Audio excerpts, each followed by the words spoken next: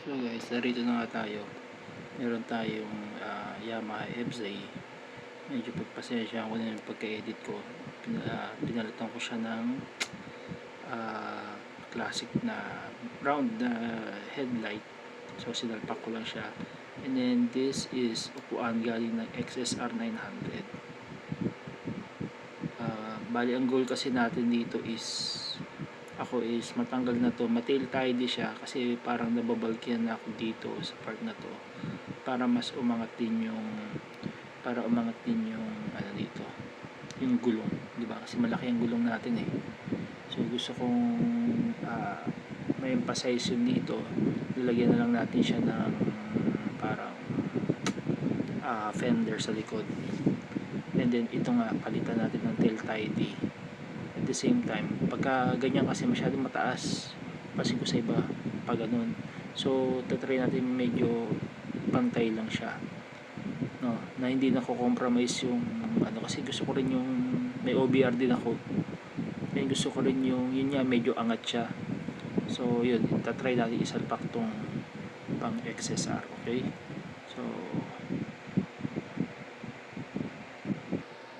So, ayan. In-erase na natin yan. So, try natin isalpak. Pasok naman. Yung pasok pa natin. Ang goal ko kasi dito is parang may bakal kasi dito. No, ayoko na siyang bali, ito na lang ang itatakip natin. Para ayoko na siyang lagyan ng ano pa rito. Yung pagtatakip lang. So, yun ang ano. Tsaka para hindi na rin ako magputol yung original niyang ano. Kasi natibay yun eh.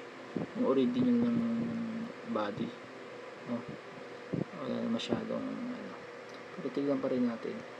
Magdadagdag na lang tayo ng pagsasabitan ng mga tail tied rito. Tsaka mga alright. Okay, so una nating pinalitan is yung kanyang sprocket set. From 428 ginawa nating 520 para mas malaki siya, mas magaan. Ayan, now ngayon naman dito na tayo sa mismo builder. Shout out sa Kamay na Bakal dito sa Taytay. Sa Facebook meron sila pa set kay appointment. Magaling ang kanilang ano. So ito na nga, hinubaran na natin. Original pa rin yung upuan na iaano natin.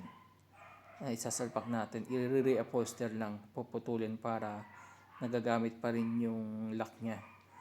No, nagagamit pa rin yung lock niya sa ano. So yun yung original na fender. Puputulin to. Yan, puputulin dyan. Yun ang plano. And then salpak nung ano, bagong upuan. And yung mga binili natin online. Bumili na ako online kasi para mas makatipid. And ito na nga. Ito na siya after siguro 1.5 day. Tumagal lang yung upuan eh. Kasi nire-upholster. Alright. So ito na nga yung finished product. And hindi tayo lumayo masyado sa original. Kasi nga ginagamit natin siya for long ride eh. So andun pa rin yung comfort. So salamat sa panonood.